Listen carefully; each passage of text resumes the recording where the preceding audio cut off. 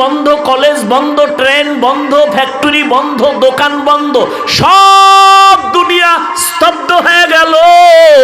আল্লাহর কসম, ইতিহাস ভুলে যাইও না, কোরআনের একটা মাদ্রাসাও বন্ধ হয় নাই। একজন আলেম পাইবা না যে করোনায় অসহায় হইয়া কোথাও ভিক্ষা করেছে আর বলছে আমার মেয়ে ছেলে নিয়ে কি খাবো, টাকা দাও। একজন আলেমও পাইবা না কষ্ট করেছে কিন্তু কারো কাছে বলে নাই। রাতের গভীরে তাহাজ্জুদে কান্না করে বলছে আল্লাহ রিজিকের ফয়সালা করো, অল্প যদি হয় বরকত তুমি বাড়ায় দাও।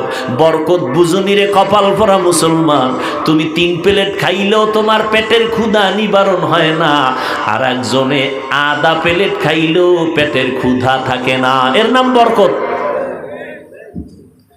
তোমার একা লাগে 3 প্লেট, আর বরকতি খানা 1 প্লেট দিয়া 5 জনের পেট ভরে যায়। এটা কেমনে সম্ভব? আমার মাওলার কুদরতে সম্ভব। তুমি দেখো না, ইফতারির বাকি আছে আধা ঘন্টা, সামনে ইফতারি রেডি, 10 জনের আইটেম, শরবত, পানি, 10 জনের ইফতারি, 10টা লোক দাঁড়ানো, কিন্তু মনে মনে এমন পিপাসা লাগছে, ক্ষুধা এমন, মন গেছে খারাপ হইয়া 10 জনের যা দিছে তো আমার একা লাগবে। মনে মনে কয় 2-1টা এখানে চলে যাইতো, তাহলে 2 প্লেট বেশি হইতাম।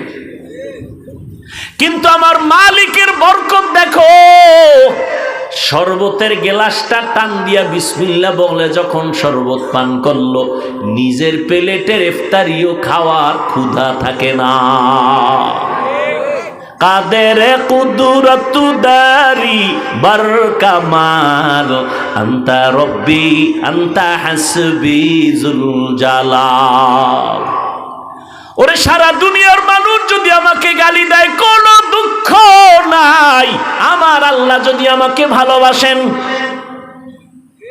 ও যুবক, নবীর পেছনে দুশমন, সাহাবায়ে কেরামের পেছনে দুশমন, আল্লাহর খাস বান্দাদের পেছনে দুশমন।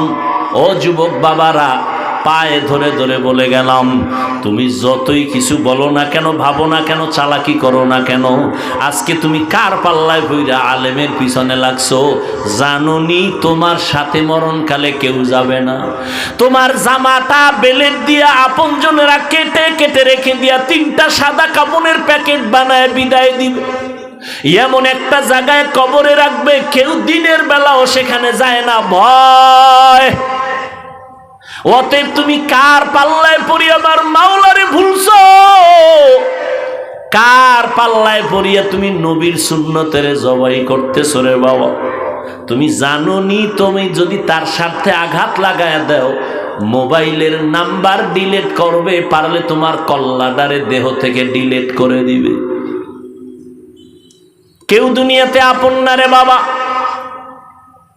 যতটুকু এই জমিনে তোমাদের আপন থাকে, আল্লাহর কসম খেয়ে বলে গেলাম, একমাত্র আহলে হক উলামায়ে কেরাম উম্মতের আপন। এছাড়া আর কেউ বিনা স্বার্থে তোমার সহযোগিতা করবে না। দেখো না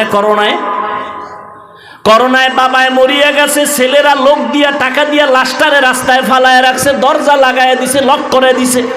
বাবার লাশটা কুত্তায় খাইলো না জানাজা পড়লো, আর একবারও জানালা দিয়ে তাকায় নেই। কিন্তু এই লাশগুলো দেখছো নি, শত শত করোনার লাশ আমার দেশের টুপিওয়ালারা আলেমরা কাঁধে নিয়া গোসল করাইছে, কাফন পরাইছে, দাফন করাইছে। শত শত লাশ, একজন আলেমও করোনায় মরে নাই। ও যুবক, এতক্ষণ যে বয়ান করলাম একবারও কিন্তু বলি না আমার মতো 5 কল্লি লাগাও, না হয় জাহান্নামে যাইবা। তাবলীগ না করলে জাহান্নামে যাইবা, কওমি মাদ্রাসায় না পড়লে জাহান্নামে যাইবা, একবারও বলি না রে বাবা। বরং আমি তোমাকে আশ্বাস দিয়ে গেলাম, কলিজা দিয়ে দোয়া করে গেলাম, স্কুলে পড়ো, কলেজে আসো থাকো, ভার্সিটিতে আসো থাকো, ডাক্তার হও, দোয়া করে গেলাম আল্লাহ তোমাকে ডাক্তার বানাক, ইঞ্জিনিয়ার হইও, তুমি একজন প্রফেসর হও, তবে আমার দাবি একটা, বেয়াদব হইবা না। তোমার ব্যবহারে যেন কোনোদিন মা বাপ কষ্ট না পায়, আলেম কষ্ট না পায়। ও যুবক, তুমি মনে করো আমি তোমার দুশ্মন, আসো কাছে আসো, 2 দিন ঘুরো, দেখবা তুমি আমার মতো বন্ধু আর কাউকে পাবা না। ও আল্লাহর বান্দারা, তোমার সাথে আমার তো কোনো দুশ্মনী নাই, তুমি আমারটা খাও না, আমি তোমারটাও খাইয়া পড়া চলি না। আল্লাহর মোহাব্বত নিয়ে ভালোবাসি, মোহাব্বত করি। ও আল্লাহর বান্দার পরেও যদি তোমার অন্তরে কিছু থাকে, আমার সামনে আইসা বলো। পেছনে পেছনে কেন চিৎকার দাও? পেছনে পেছনে কেন লেখালেখি করো? এই লেখার দ্বারা তোমার গুনার পাল্লা ভারী হয়, কিন্তু তাবলীগের ক্ষতি হয় না, কওমিওয়ালাদের ক্ষতি হয় না, আলেমদের ক্ষতি হয় না। আল্লাহ হেফাজতের মালিক। ইখলাস নিয়ে যারা চলবে, আল্লাহ তাদের জীবনটাকে ধন্য করে দিবেন। ও আল্লাহর বান্দারা, অতএব আল্লাহর জন্য 2টা ঘন্টার সময় আজকে বের করবা। আল্লাহ ব্যবসা নিষেধ করে নাই, চাকরি নিষেধ করে নাই, 2 ঘন্টার সময় আল্লাহর জন্য নিজের কল্যাণে দাও। তাও একসাথে দেওয়া লাগবে না। ফজরে 4 রাকাত 20 মিনিট, জোহরে 10 রাকাতে 20 মিনিট, মাগরিবের 5 রাকাতে 20 মিনিট, আসরের 4 রাকাতে 20 মিনিট, এশার 9 রাকাতে 20 মিনিট দাও আল্লাহর কাছে। আল্লাহ কয়, বান্দা আমি তওবার দরজা খুলে রাখলাম। জীবন ভর যদি গুনাহ করো আর একবার বলো আল্লাহ বুঝতে পারি না, মাফ করে দাও, আল্লাহ বলেন তোর জীবনের সব গুনাহ 1 সেকেন্ডে মাফ করে দিব। তবে এটাও সত্য কথা, হেদায়েতের মালিক আল্লাহ। নবীর বয়ানে আবু জাহাল কালেমা পড়ে না, কত বড় বেঈমান। আবার নবীকে জবাই করতে আসিয়া কালেমা পড়ে নিল হযরত ওমর। এর নাম কপাল। সবার কপালে হেদায়েত হবে না।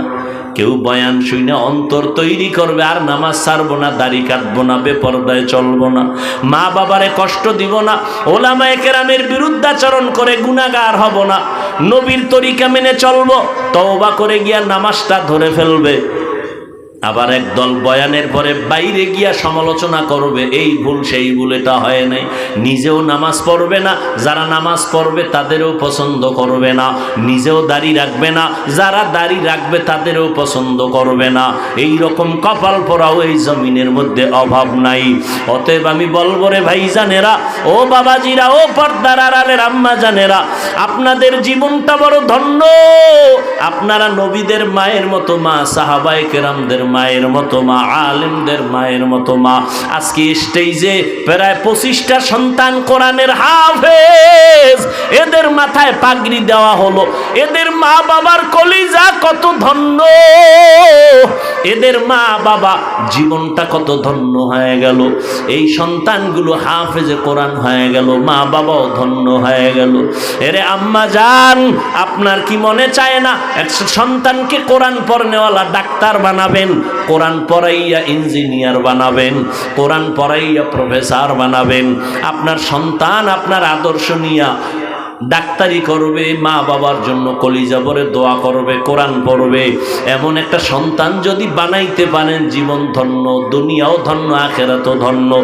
ও মা, এখন থেকে তওবা করে নেন, নিজেও নামাজ পড়বেন, সন্তানকেও নামাজি বানাবেন, নিজেও কোরআন পড়বেন, সন্তানকেও কোরআন পড়নেওয়ালা বানাবেন। ওলামায়ে কেরামের দোয়া নেওয়াইতে থাকবেন, কপাল খুলে যাবে রে মা। স্বামীর মাল হেফাজত করবেন, সন্তানগুলোকে আমানতের সাথে আদর্শওয়ালা বানাবেন। এখন থেকে তওবা করেন। বৃদ্ধ বাবাজিরা আপনারাও তওবা করেন, যুবক বাবারাও তওবা করে নাও।